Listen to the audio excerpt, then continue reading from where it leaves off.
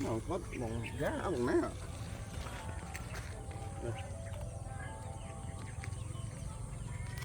Sẽ khăm một phía bể đam đau ấy cái bà Xà mau, đam xà máu đam miên đam ấy cái nhiều đam nhé đam tập bát đẹp nắng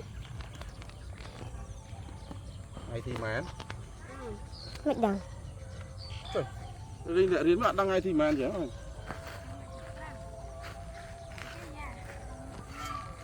ngày thì mán pram hai mán khá đọc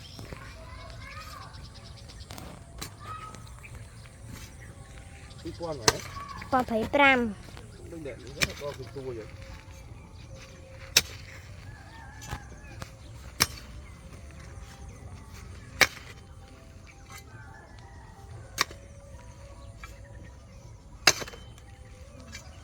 Này là cái đam khai hả? ba con giá con na Hay là cái đấy? nhông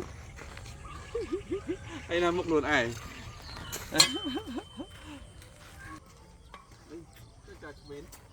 không biết nó đam hả? Dạ.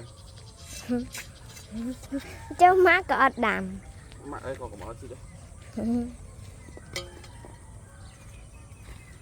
đừng bàn hộp hình ở Ôi. Đam mấy bàn xí. Ngó bút vào tinh nhạ mùi, ngó bút vào tinh nhạ mùi. ơi hòm chút chút Cái thốt non mày. màn tía màn pin tía Con này vua hả? pin tía Vua.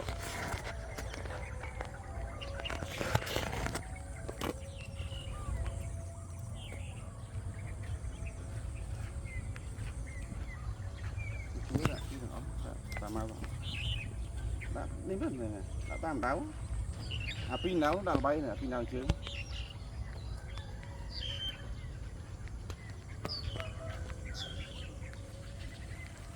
sao mau đã chuông cao rồi đam thùng vào đó và đam ruột nó là bay nha bay đã chui chứ nó là pin đào chứ đang muối hay chưa muối